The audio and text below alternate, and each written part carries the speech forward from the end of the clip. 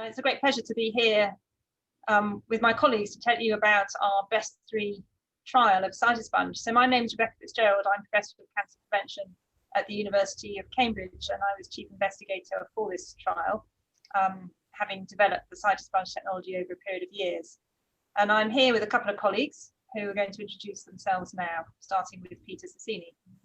Hello, I'm Peter Sasieni. I'm Professor of Cancer Prevention at King's College London. I'm a statistician by background and been working with Rebecca Fitzgerald on the Cytosponge for several years now with the BEST2 study and the BEST3 study. It's through our Cancer Prevention Trials unit, which runs the clinical aspects of the and the trial design aspects of the trial. Nick. And then Nick. Hi, I'm Nick Swart. I'm a health economist at UCL, and I was involved in the health economic analysis of the BEST3 clinical trial. Great. So what we'd like to do is to run you through the trial, why we designed it, what we found, and the ramifications of this research and what our future steps would be, including the health economic perspective, as Nick has just alluded to. So let me go ahead and show you some slides that just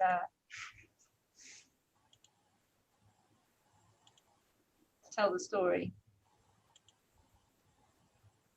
So this was a randomized controlled trial of our test Cytosponge TFF3 to identify Barrett's esophagus.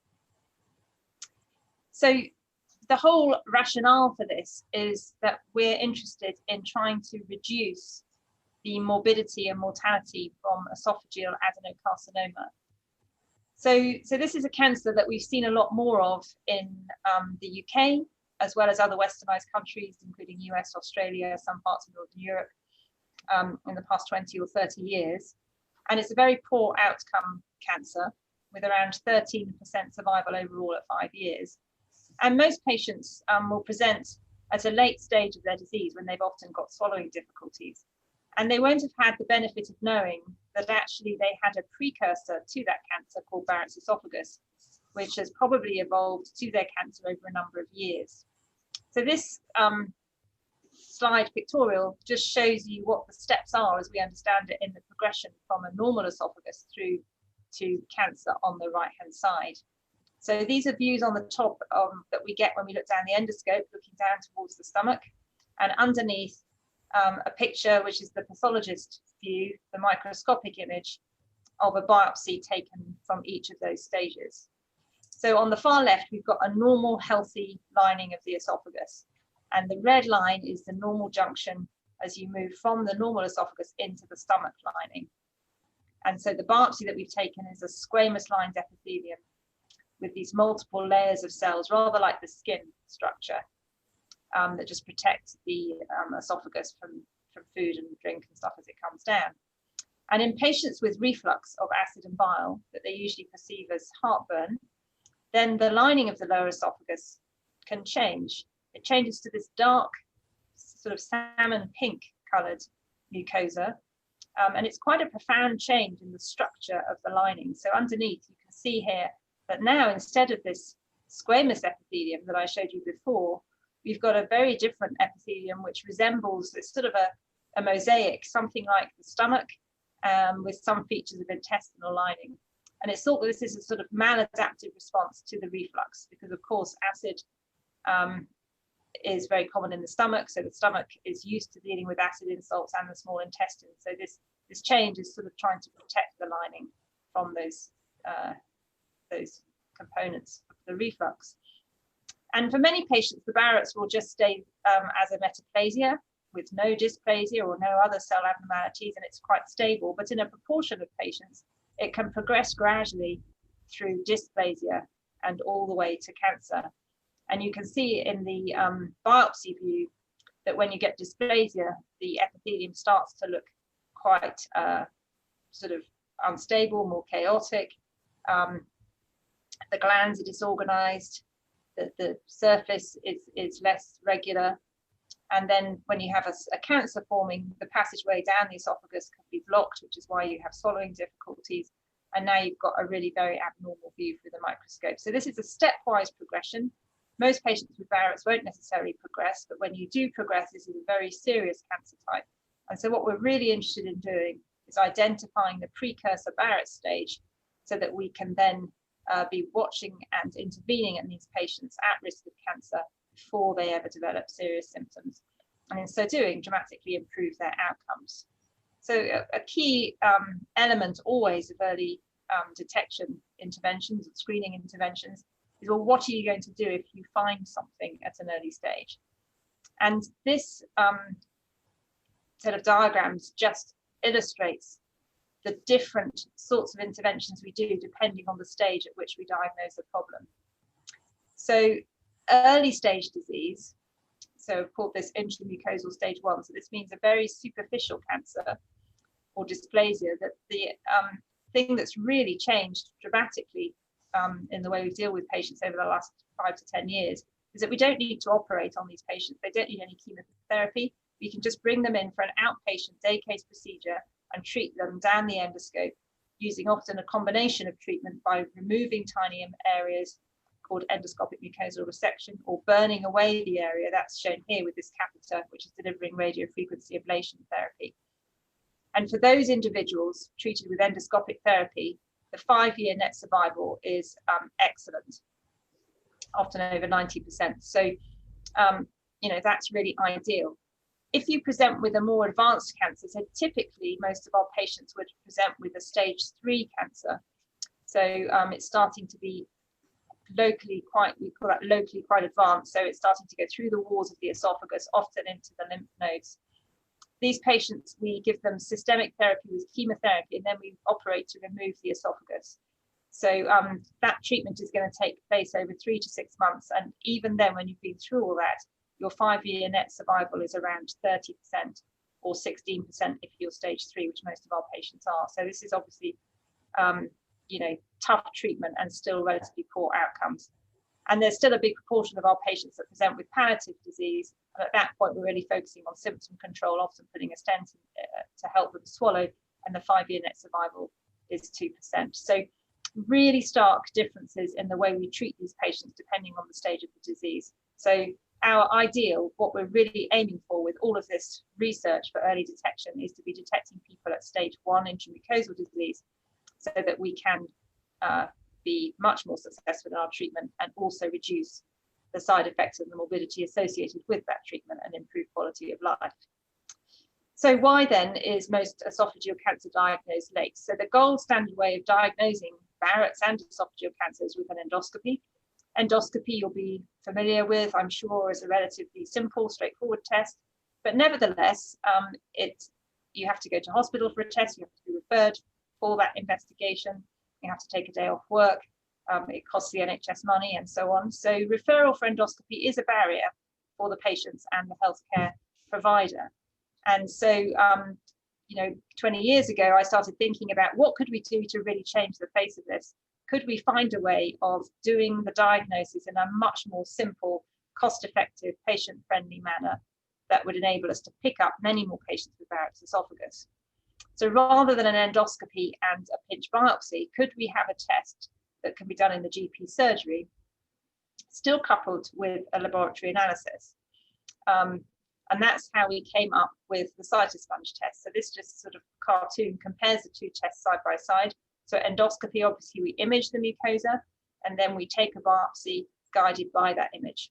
With the Cytosponge, this is a capsule on a string that the patient is going to swallow down. As that capsule dissolves, out will pop the sponge, which you then withdraw and collect samples from along the whole esophagus. So a much simpler, more straightforward test. You don't image the esophagus, but you collect an excellent cell sample by pulling this up along the whole length of the esophagus, as I say, 1 million or so cells. So you don't need to see where you're biopsying, you're just going to sweep all of the cells in the passageway of withdrawal of this sponge. And then you will send the sample to analysis, to the lab for analysis.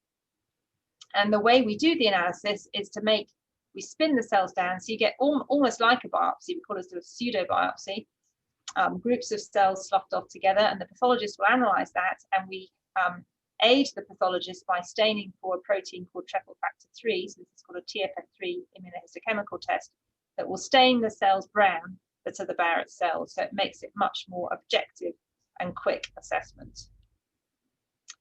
So we've been conducting a number of studies to really try and understand the technology, and first of all check that it's safe to use in the office setting in a GP surgery, that patients find it acceptable, to get some data on accuracy, and to really use all that as the foundation before moving to the randomized control trial, which is what we really want to focus on today. But just to give you an idea, a snapshot of the data that we have collected prior to the BEST3 study. So this is 2,672 procedures in 2,400 odd individuals, because some had more than one test, performed across UK, Australia and USA. So we've covered this in a number of different populations, different demographies, in both primary care and secondary care. And the first thing to note is that it's a very easy to swallow test. So not everybody can swallow it, but the vast majority of patients find it quite straightforward to swallow. So an overall 96.5% successful swallow rate. As with any test, things can occasionally go wrong. So amongst all of these procedures, 2,672, there was one patient where the string became detached from the sponge. That's inconvenient for the patient. It has to be retrieved at an endoscopy, but this is an alternative test to an endoscopy. So, you know, in the old world, these patients would have received endoscopy anyway. It shouldn't cause the patient any distress, certainly didn't in this case, because you simply just got the sponge sitting in your stomach, and it's quite easy and straightforward to retrieve it at endoscopy. There was one elderly patient on aspirin who had a little bit of bleeding as the sponge was withdrawn, which could also happen. This didn't need any intervention. We ask patients routinely in all of our studies whether they find it acceptable. And the way we do this is ask them to mark it on a scale between 0 and 10, where 0 is really unacceptable, horrible, and 10 is really very, very acceptable. Overall, the median for acceptability was 6 out of 10, with an interquartile range between 5 and 8. So if 5 is sort of neutral, most people found it a bit better than neutral. What about the accuracy of the test? So this was something we evaluated particularly in the BEST2 trial. This was a trial of over 1,000 patients, and it was a case control design, again done with Peter Sasieni and his group. So the cases here were patients with known Barrett's esophagus, and the controls were patients with reflux symptoms who didn't have Barrett's esophagus. And we're comparing the ability of our Cytosponge TFF3 test to correctly distinguish between patients with Barrett's and patients without Barrett's. So the sensitivity in a per protocol analysis overall was 79.9%. That sensitivity increases the longer the segment. That's not really surprising, because the more Barrett cells there are, of course, the more likely you are to capture them on the cytosponge. So for 3 or more centimeters, it was 87.2%. And gastroenterologists particularly focus on patients with 3 centimeters of Barrett's or more, because the cancer risk we know is higher the longer the segment. And in the old guidelines, 3 centimeters has been a bit of a cutoff for those cases that we consider to have a long segment Barrett's with a higher risk of cancer. The specificity of the test was 92.4%. It's interesting to think about why wasn't the sensitivity even better than 79.9%. And what we've discovered is that if the capsule doesn't go all the way down to the stomach, then of course we may not detect cells at the bottom of the esophagus. So if it only goes to the mid esophagus, then obviously we're not going to capture cells from the Barrett's which are at the bottom of the esophagus. It's obvious when you think about it. But the point here is that it's not that the antibody TFF3 test doesn't work very well. It's that sometimes the capsule doesn't go all the way down. Actually, we use the presence of gastric cells as part of our quality control when we evaluate the sample. So we can check that, the pathologist can check that it was what we call adequate, that the sponge has gone all the way down. So if you exclude cases that we didn't get a complete sample from, it hadn't reached the stomach, the sensitivity is 94%. And based on that information, we decided that in our future trial in BEST3, if we didn't have an adequate specimen, we would offer a repeat test. So that brings me on to the BEST3 trial itself. So I'm going to hand over to Peter in a moment to describe the design of that trial. But let me just describe what we were most interested in detecting, the primary endpoint of the study, which was to see if we detected more cases of Barrett's esophagus using an offer of the Cytosponge TFF3 test than standard clinical practice. And we were also interested in whether it detected cancer at an earlier stage. And of course, in all of these trials, safety and acceptability are important. And we also analysed health economics. So I'm going to hand over to Peter now to describe the design. Thank you very much, Rebecca. So yeah, so in BEST2, we had already shown that the test was pretty accurate. But what we needed to show was that in the real world, we could actually use it to diagnose more Barrett's esophagus and therefore be able to prevent more people eventually going on to develop an advanced esophageal cancer. And Rebecca had shown how there's a tremendous range in the severity of disease and the outcome of disease. And if we could find it early, and other trials have already shown that by treating dysplastic Barrett's, you can prevent progression to cancer. And we know that by treating early cancers, we can cure the patients. So, so the BEST3 study was designed to be done in primary care and to see that would we, by offering the Cytosponge exam, find more cases of Barrett's than we would over the course of a whole year in normal practice, where you would refer the patients with the more severe symptoms to endoscopy in any case. Sorry, Rebecca, you've got control of the slides. Can I have the next slide? Thank you. So we started out doing what's called a cluster randomized trial. And our reasoning was that we wanted to do the same thing to all the patients in the same GP practice.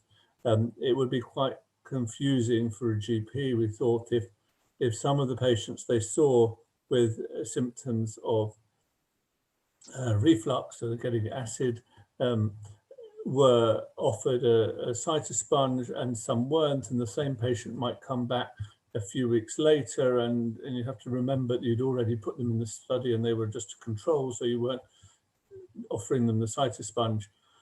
So we started out by saying each practice is either going to invite all the patients who are eligible to have a Cytosponge exam, or they're just going to manage them in the usual way, which means that only if the symptoms got worse would they recommend that they go to endoscopy. But in fact, what we were doing was that we were just going to the practices once, identifying all the patients who had problems with reflux and were put on drugs, mostly proton pump inhibitors, the drugs to prevent the acid. So there wasn't the same need, because we could just randomize people and at that time, and some of them would get the invitation to go and see the GP for a Cytosponge test, and some of them wouldn't. So later on, we changed the design, and we had a patient level randomization, individual randomization, which is the usual way. So it's unusual that you have both sorts of randomization within a single trial, but actually it doesn't complicate things from a mathematical perspective at all, from a statistical perspective, and it allows us to evaluate what is going on and compare the effect of the Cytosponge at an individual level, whilst also looking at what's going on within GP practices. The next slide. So the other slightly unusual thing about this study is, because it was a fairly pragmatic study, we needed to be, and because it wasn't blinded, so everyone knew whether they had a Cytosponge exam or not. The clinicians would know whether the patient was swallowing a Cytosponge. So you can't really blind things. And if they swallow a Cytosponge, and if the TFF3 stain is brown, and so they're referred for endoscopy, the trial knows all about that case of Barrett's that's found, because it's been found through the trial. but if the patient is not in the Cytosponge arm, and 9 months after being randomized, they happen to go to the hospital and have an endoscopy and Barrett's is found, we were worried we might not be told about that. The clinicians involved in the study may not know about it and we might not find out. So what we wanted to do was to use routine data sources to record whether or not patients have got Barrett's esophagus. And we did that in two ways. We first of all checked through the GP records, the GP electronic records, to see if there was a Barrett's esophagus had been recorded in the year that the patient was in the study. But we know that GPs don't always record Barrett's esophagus in their notes, and certainly not as Barrett's esophagus. So we wanted to also use other methods, and the best information about it will come from the gastroenterology department in the hospital. And so we also did a secure way of linking the patients who have been randomized in the study to the local hospitals to make sure that there were no cases where the local hospital had diagnosed Barrett's esophagus in the patients, but that hadn't got through into their family practice. And we did that, and that meant that we wouldn't include in our final analysis any individual who we knew because of the Cytosponge that they had Barrett's esophagus, but doing these routine approaches, we didn't find out about it. And I think there was just one such case in the whole trial. So that individual benefited from being in the trial and having the Barrett's found early, but they didn't count towards the success of the trial. And this is a map of England showing all the sites that were in the study, randomized patients. You can see that it's particularly good in East Anglia. Rebecca's based in Cambridge, and it's a fairly eastern part of the country. I think if you drew a line at 2 degrees west, there's only a few places in Devon that were participating, and everything else is on the eastern side of England. But in terms of north-south and having a cluster of practices in London, having some rural practices, stuff in the northeast, you can see that there was a good representation of a diverse population recruited to the study. And the way we did the design is that we wrote to everybody first who, having identified them through their prescriptions and other records in the GPs, and told them the study was going on. And if they didn't want to be part of the study, they could let us know and they wouldn't be. And so about 1% of the people we wrote to wrote back saying they'd rather not be in the study, and in which case we just didn't do anything more with them. And so 13,500 people were then randomized. The numbers are not quite identical in the two groups because of the cluster randomization. So sometimes we're doing a whole GP practice at the time, and one GP practice might have had 65 patients and another might have had 85 who are eligible. They're not all the same size. So randomization should make it roughly balanced, but it's not going to be exactly balanced. So 6,500 patients were in the usual care, and 143 of those were excluded because we felt that they really weren't eligible. And just under 7,000 were in the intervention arm, and a very similar number were excluded. And those exclusions were done based on looking at the patient records, not knowing which arm they had been put into. So of the 6,834 who were offered a Cytosponge, 5,000 of them didn't actually get a Cytosponge test. So we wrote to everyone. Some people would never have opened their letter or didn't receive it. Other people were thinking, well, I've been taking these pills for my reflux for 10 years now. It's never been a problem. I don't see why I suddenly need to take part in the study. So it's not the same as looking at patients or approaching patients who have gone to their doctor to say, I've got this problem with acid reflux. Can you help me, please? And and we think that if it was done in that way, then the proportion who would agree to the cytosponge, just as if your GP says, I think you need a blood test, most people say fine, would have been very high. But about a quarter of the patients actually had a cytosponge test. Of those 1750, you can see there were 96 that didn't manage to swallow it. And I think we might discuss later about how that number can be reduced. And there were 1,654 who did swallow the sponge, and in 231 of those, the test was positive. And then this is just to show that we had a pretty good mix. So it was just under half of the people participating were male. You can see the age distribution. So it went from age 50. Well, there was one person in their 194 people in their 90s, so 1% of the people. So this is all the patients, and these are the ones who actually who swallowed a cytosponge or attempted to swallow a cytosponge. And you can see that actually the participation rate amongst different groups, or in terms of the acceptance, was pretty similar. And again, over 90% of the people were on proton pump inhibitors. There are a small proportion who were on H2RA or H2R agonists. And the socioeconomic mix, so this is on a 10-point scale. And so you can see that we had a slightly biased towards more affluent, less deprived, but we actually had a complete mix, and the interquartile range was between 4 and 9. Thank you.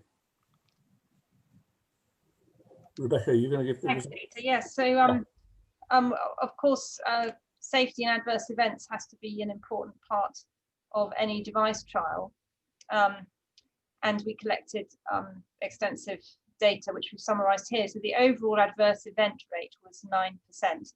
And the commonest side effect is sore throat. We obviously explained to people that they may well get a sore throat. We didn't record every single case of sore throat, but we recorded it as an adverse event if they required medication for that or it interfered with eating. And that was the case for 3.7% of individuals who swallowed the cytosponge. The other most common adverse event was a bit of esophageal or gastric pain in 1.4% of individuals. In terms of, so you can see here that we've categorized these as mild, moderate, or severe. This is according to the standards required for reporting. And the severe adverse event included cytosponge detachment, which, as I explained earlier, is something which we know can happen with this device, and that happened in one individual. Other things that are required to be reported as severe adverse events include when you are admitted to hospital. There were 2 patients admitted, one with a hernia repair, one for myocardial infarction, and neither of these were thought to be related to the cytosponge per se. I think overall, it's a very good safety profile, and you can get some mild side effects, of which sore throat or esophagogastric pain would be the most common. These all resolve spontaneously. And we also collected cytosponge acceptability data as we had in the previous trials. And this is the 10-point scale that I described between 0 and 10. And these results were quite staggering, in the median of 9, so very acceptable, the interquartile range between 8 and 10. There are a small proportion of patients who find it really quite unpleasant, as you can see, but that really is a small minority. So people scoring at 0, 1, or 2 is around less than 5%.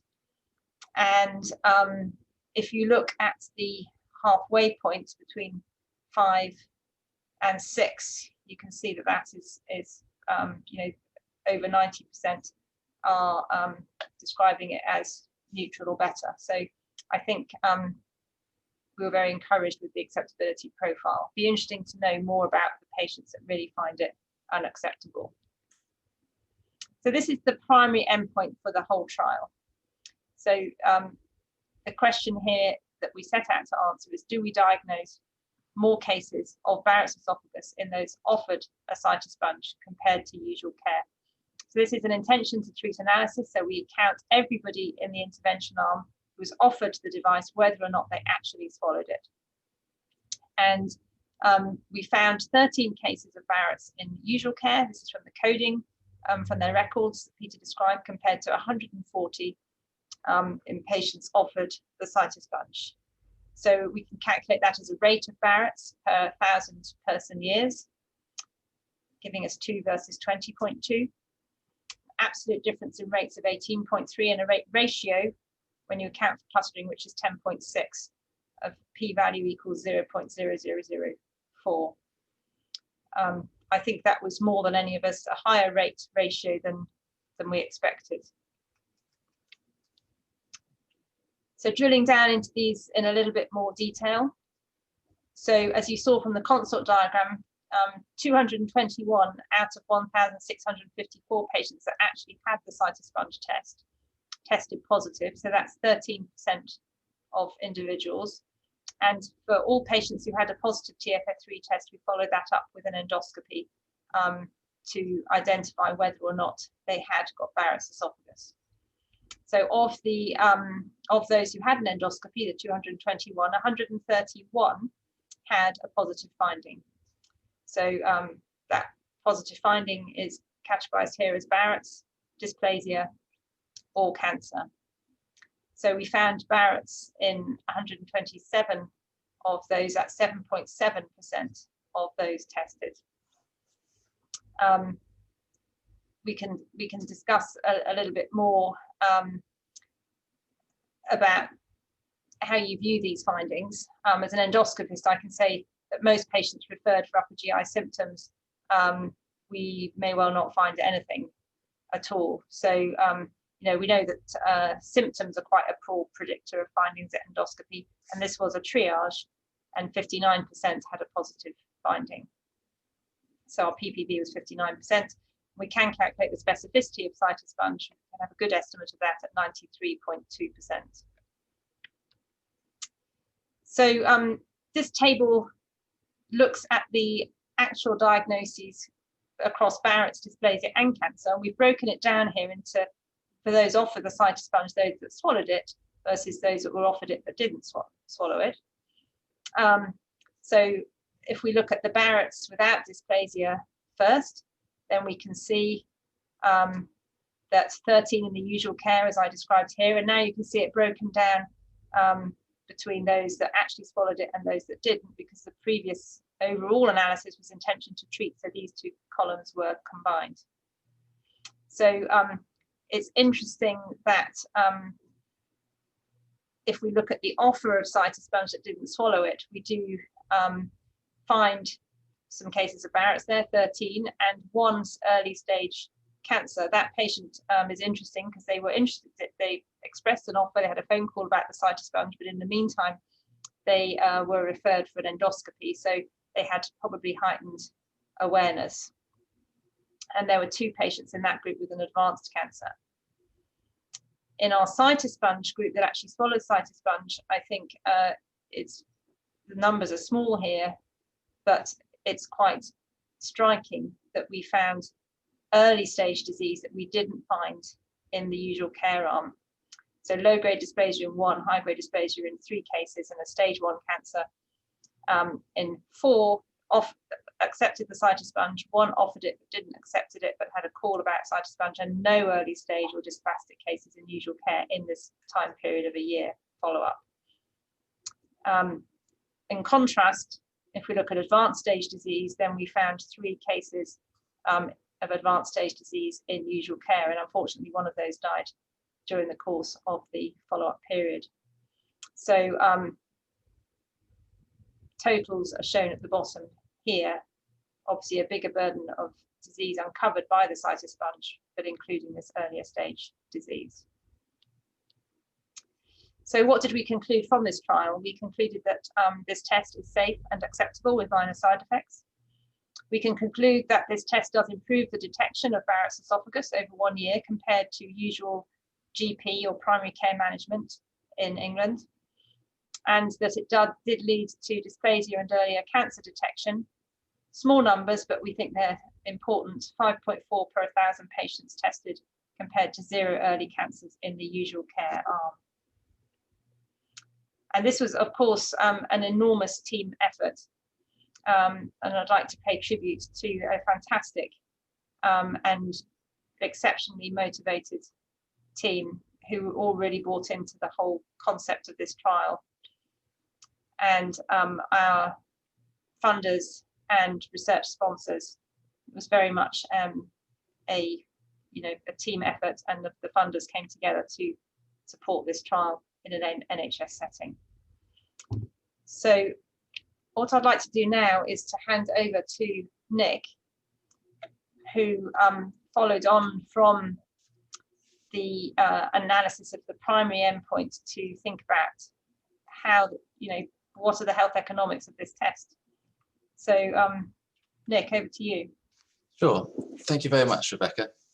I will take the opportunity to share a couple of slides. There won't be that many more slides since you have covered in very good detail the trial itself. But if I just do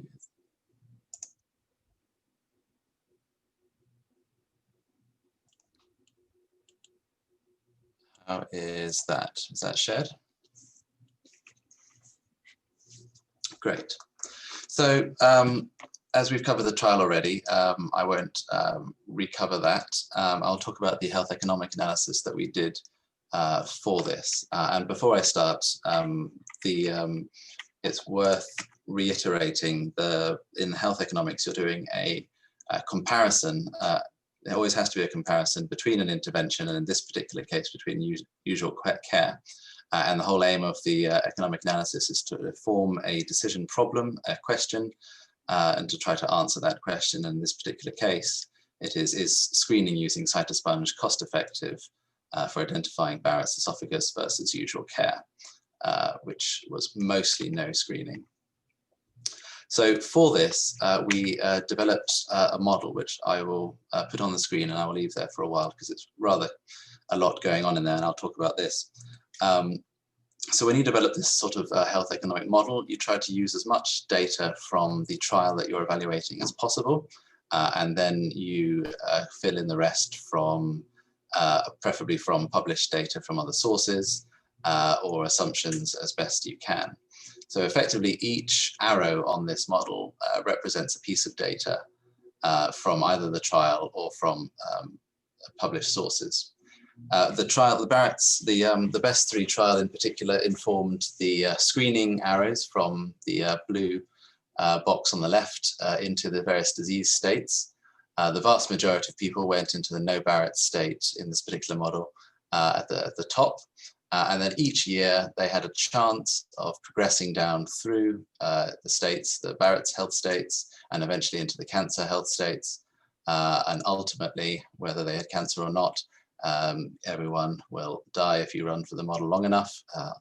And that's when you call time on the model and you count all of the costs and all of the benefits associated with each health state for however many people are in there over the course of the model, which I think in this case ran for something like, we ran it until all of the patients being modeled were dead.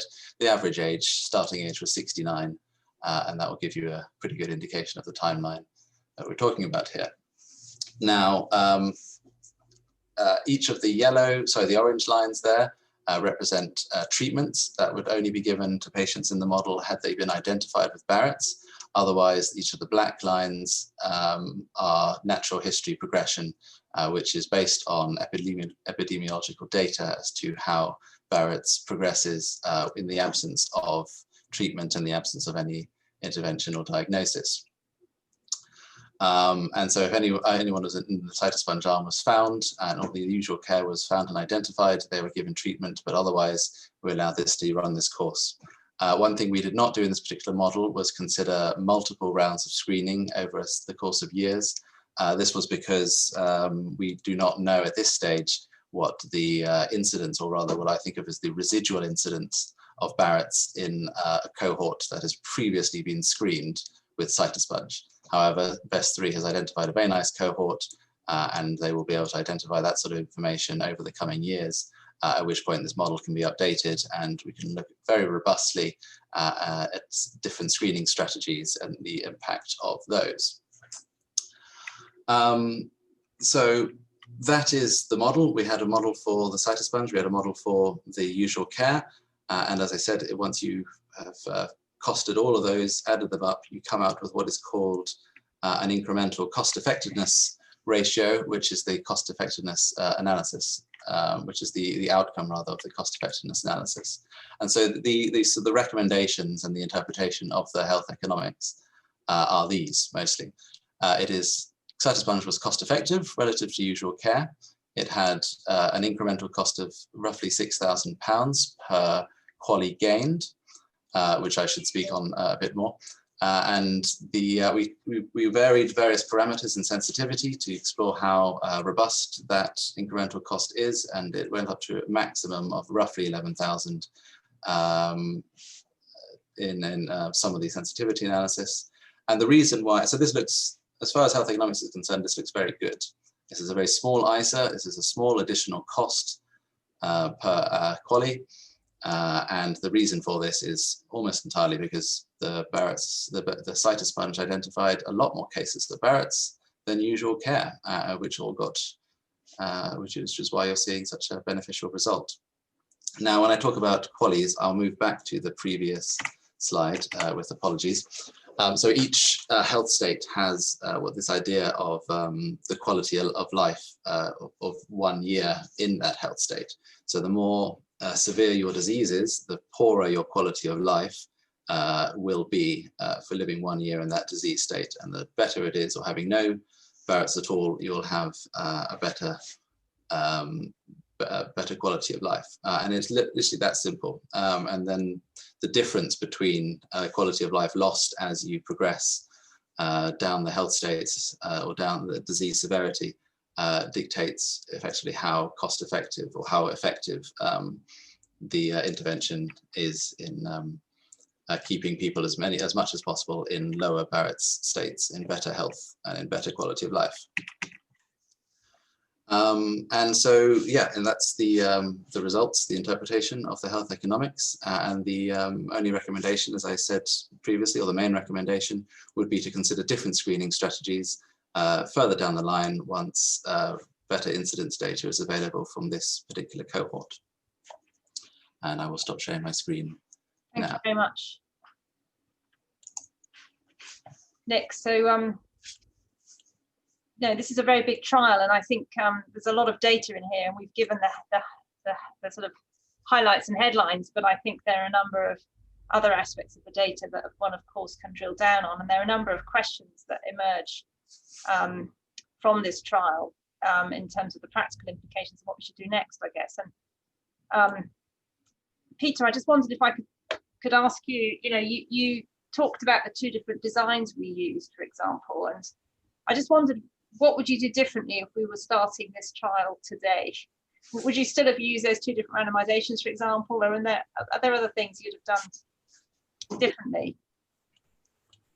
So I wouldn't have used cluster randomization in the way that we did.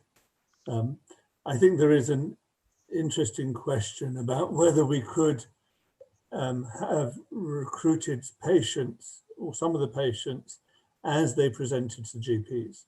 And if we could have done that, I would have liked to do that in a cluster randomized design, so that rather than identifying everyone who had consulted about reflux over the previous year and inviting them all at once, a bit out of the blue, you'd say that if the patient was sitting there in front of the GP talking about reflux or talking about the medication that they take, the GP could then say, well, actually, I'd like to review this properly, and we've now got this new test we're trying out, would you do it? And I think the uptake of that test would be much greater.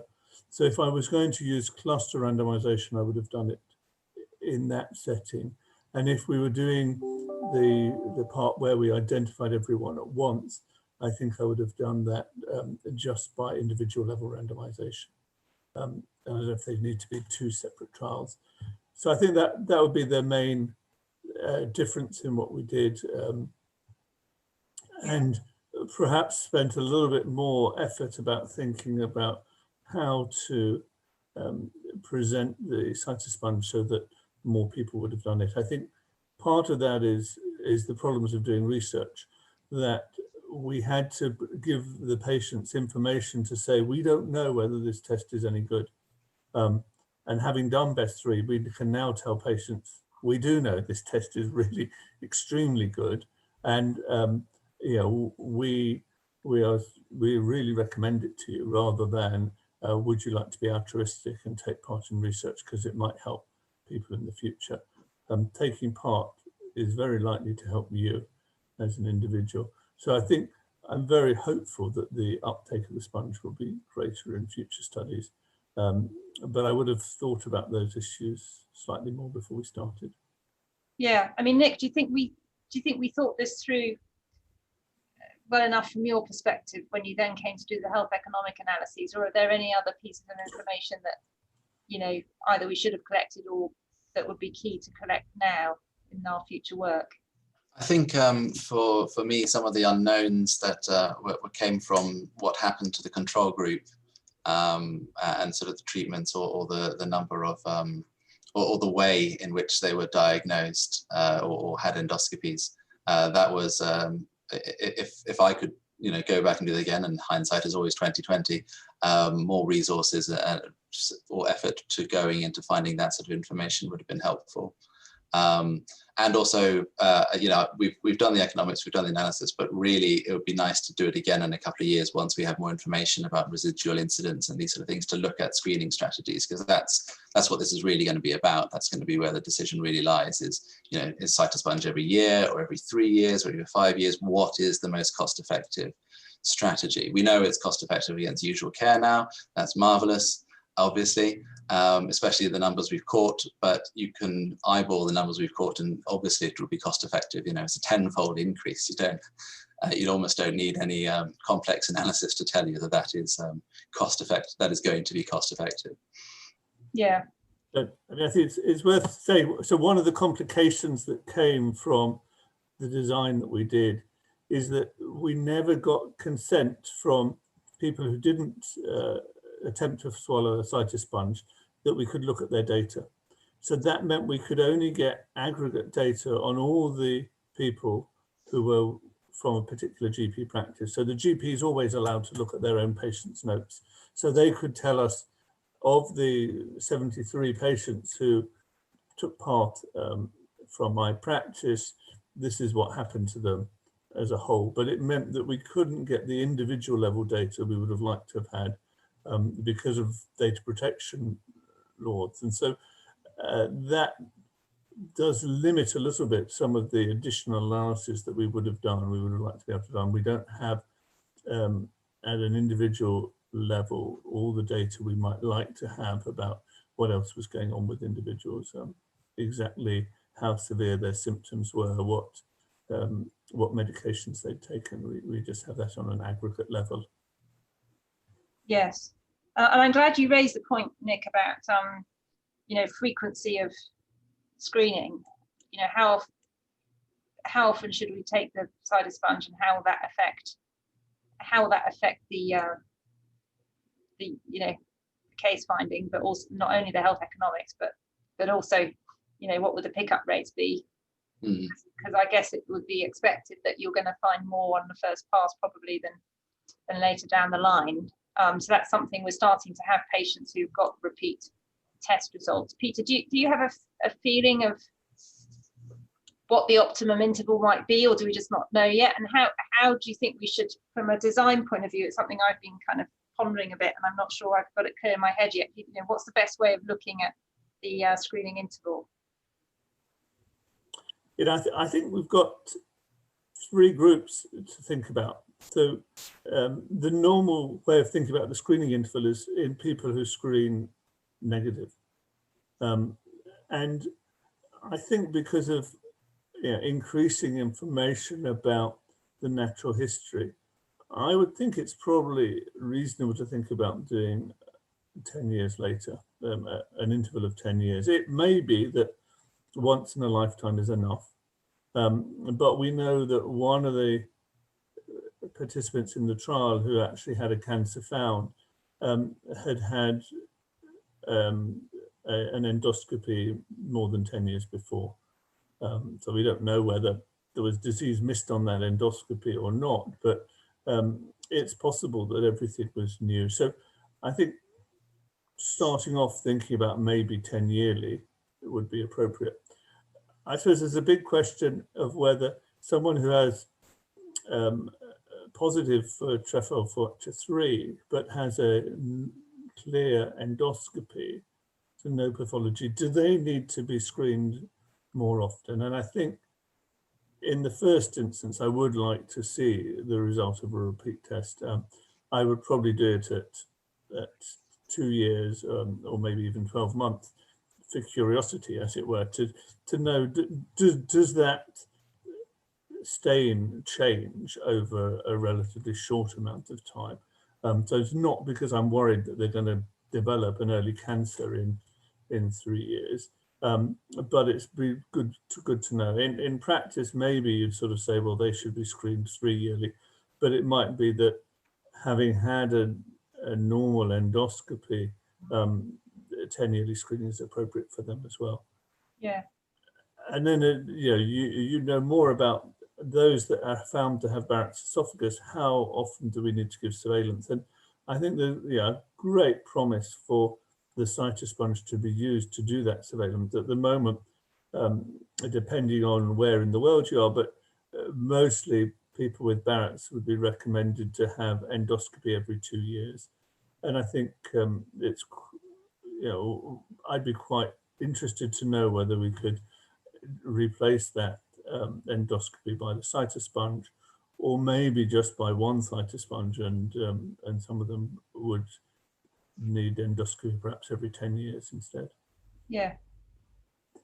So I think what would be useful for just a few minutes now is to think about some of the downsides. So I guess we're all kind of, we're champions of this to some degree. We've kind of bought into it. We did this huge trial. We want to justify our existence. So, some people who aren't so familiar with this, looking from the outside, might want to really, ask some slightly harder questions about it when we really look at this with a critical eye. What are the things that aren't so great about it that we should be considering? So, it seems pretty safe, and patients found it pretty well tolerated. But Nick Shaheen has sent me a question. He said, 5% or so of the patients couldn't swallow it. Nick, for those of you who don't know, Nick Shaheen, based in University of North Carolina, is a sort of international world expert in Barrett's esophagus. So why is it that some patients can't swallow it, and could we improve on that? And another kind of critical look at this was, I said that 59% yield of Barrett's with a TFF3 positive test was a good result, but I guess you can look at that in two ways. You can say glass half full or glass half empty. What about those people who had an endoscopy, we didn't find anything? And overdiagnosis is also a very, very important point always to consider in screening interventions. So are we just now overdiagnosing patients? Because I said in my introduction that most patients with Barrett's will never get cancer. So, are we actually doing good here, or are we going to potentially put a lot of patients through unnecessary anxiety? So I wonder between us if we can try and have a bit of an objective think about some of these things. Well, sorry, Peter, go. No, go on, Nick. Well, I was just thinking on the question of the is 5% can't swallow the device. It's a little bit bigger than your average pill, is it not? But people do struggle. There's always going to be a proportion of people who struggle to swallow, paracetamol or anything, and whether that's just because maybe it's psychological, or maybe it's a question of practice. Maybe some people are lucky enough not to need to take particularly large volumes of drugs. So, is 5% normal? Is my question. Is that perfectly acceptable in a normal population? I think 5% is normal. I think 5% is a Yes, I mean, I think there will always be some people who find it difficult to swallow pills. I think something that did concern me, not so much about wasn't so much the 5% failure to swallow rate, but the proportion of patients that had an inadequate result. In other words, it didn't reach the stomach and needed a repeat Cytosponge test, which ran around 15%, if I remember correctly. And so I think that's something that, you know, ideally you want that number to be as small as possible. And I think actually we're already getting some idea about that, because it seems that if you take small sips, then the esophagus kind of goes into spasm. And we know this from studying the normal physiology of the esophagus, and it may not go all the way down. Whereas if you take a really big gulp, then the peristalsis of your esophagus will just take that capsule, in this case, all the way to the stomach much more efficiently. So I think there are things we can do, very simple instructions for the nurse and the patient, that would mean that you're more likely to not have to repeat it. So I think, you know, no one likes having to have a repeat test because the first one wasn't quite up to standard. So I think that's something we can work on. Peter, what do you think? I mean, you're a real expert in screening and cervix cancer screening and so on. On the sort of failure to swallow and the inadequate rates, I mean, I think it is, I don't think it's a real harm. I think it's much more of, we should try and improve the technique. And I think it's possible that we need different things, that there's certain techniques to help people to swallow. So for instance, it said that if you seal your lips around the bottle and drink from that, then it's much easier to swallow something than if you take a drink from a cup. But that might be that you end up with a fairly small amount of water. So you need to, having swallowed it, you need to follow it up with a big drink of water from a cup in order to get it to come right down to the stomach. So I think there are things we can do there. My biggest worry, I think, is kind of the over-medicalization of Barrett's esophagus. That so these people aren't being made new patients. They've all got reflux. They've all been seeing their GP. So it's not quite the same as population screening. People are all concerned about symptoms to some extent. But you know, nearly 7.7% of those who swallowed a cytosponge were found to have Barrett's esophagus, which was much higher than we had anticipated. And there is, you know, it is quite likely that a majority of those would never go on to develop esophageal cancer, even if we didn't do any intervention. So I think we need to, rather than reduce the numbers who we find with Barrett's, we need to make sure that we minimize the impact of that.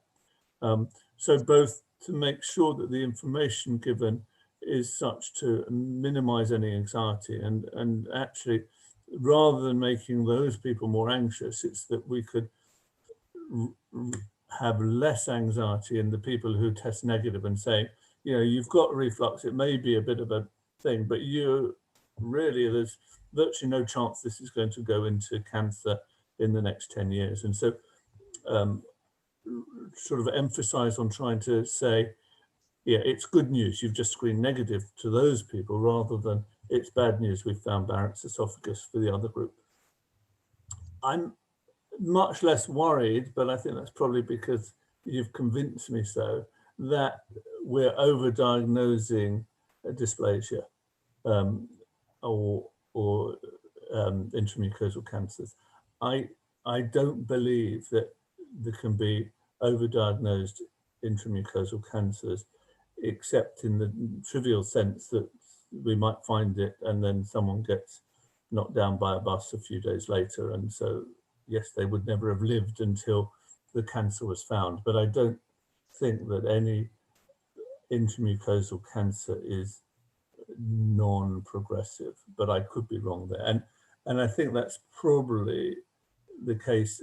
So I'm not saying that every dysplastic Barrett's would progress to cancer, but I think, you know, the work of Nick Swart shows that if you treat it, you do reduce the amount of cancer. And you know, the treatment, the endomucosal treatments that you described are so much more pleasant than having to have chemotherapy or an esophagectomy. I mean, the balance that most individuals will be willing to take between a little bit of overdiagnosis of dysplastic Barrett's and a reduction in advanced cancers, I think is pretty clear. So the overdiagnosis is to do with, non-dysplastic Barrett's, and it's really, can we manage that to ensure that there's very little harm that comes from that overdiagnosis?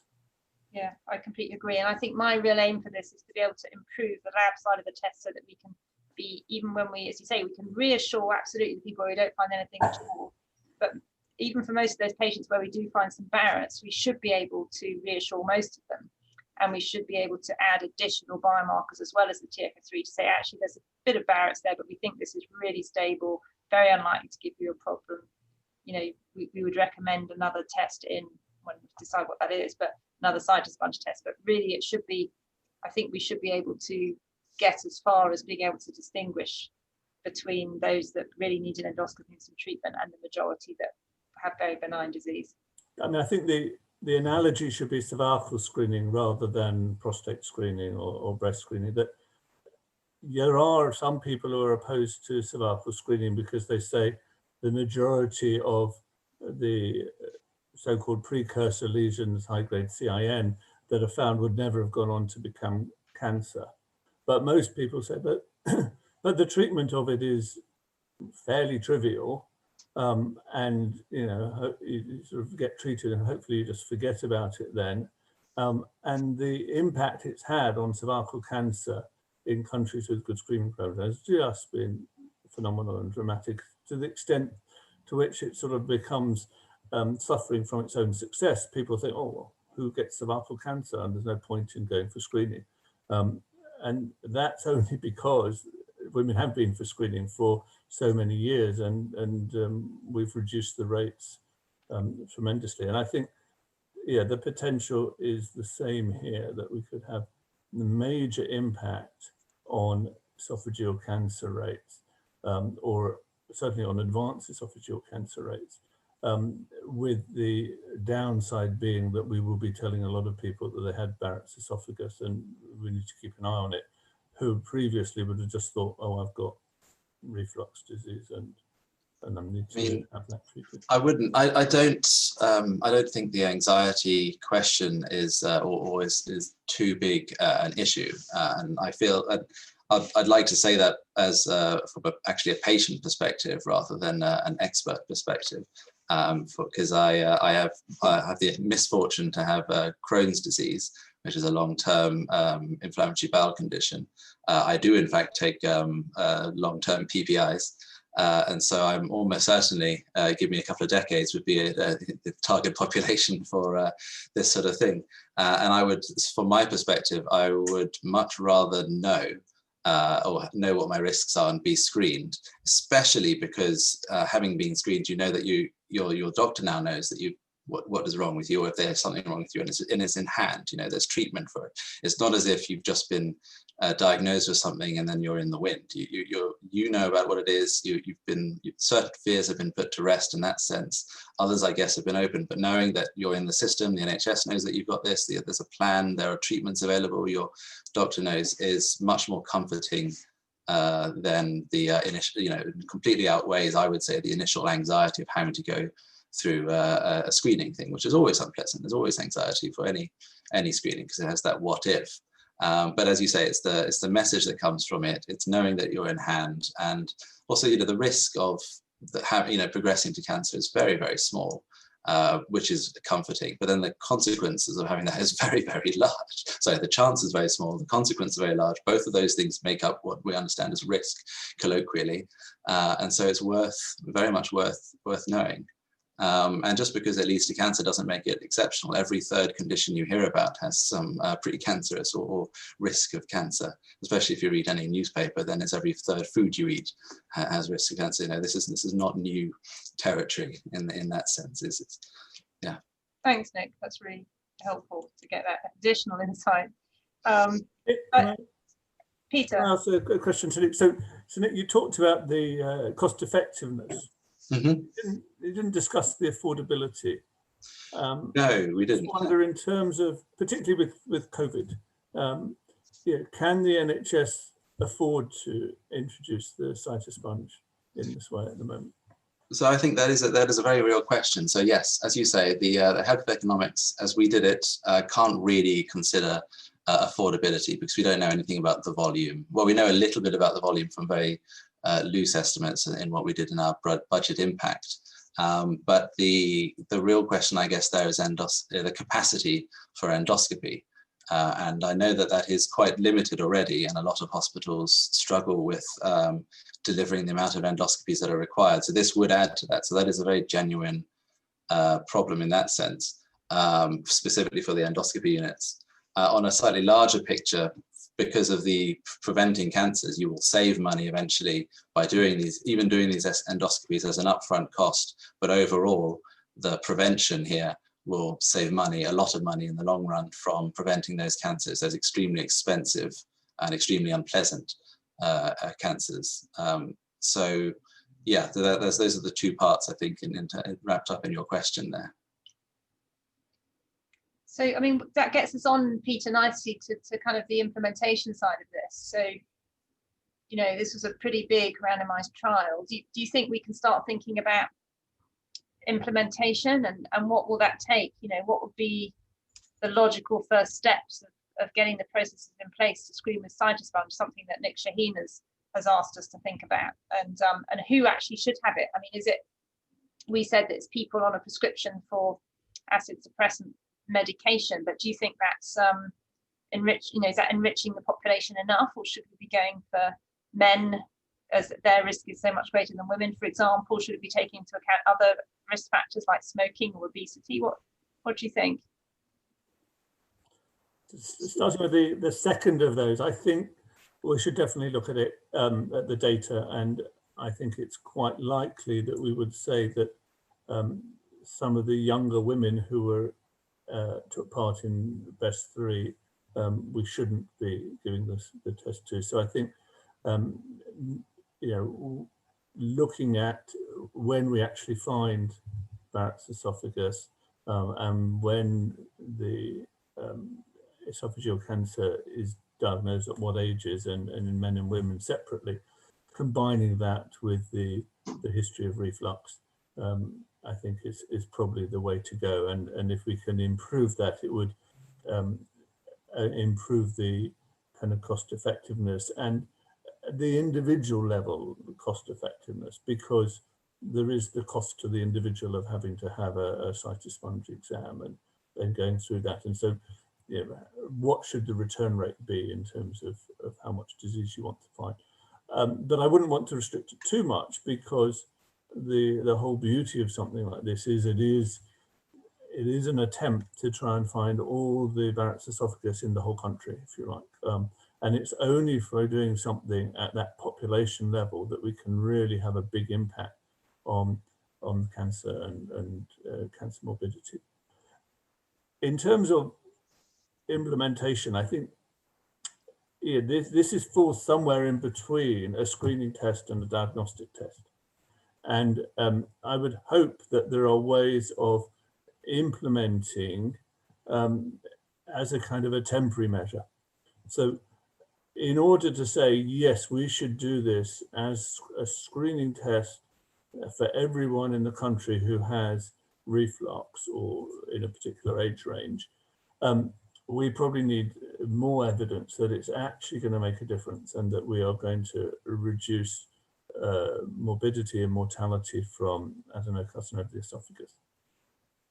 But in terms of, does this have a role in managing patients with reflux, I think it's much easier to think about how you could start implementing it as a tool that you give to, again, it's on the boundary of two things. Is it a tool for primary care, or is it a tool for gastroenterologists to say, we want to, this tool is going to enable you to identify who has Barrett's, who has dysplastic Barrett's, without having to increase the numbers of people who you refer to endoscopy. So I would hope it could be implemented in that sort of setting, saying this is a tool to manage this particular group of patients with little more than the evidence we already have, knowing that if the evidence in terms of mortality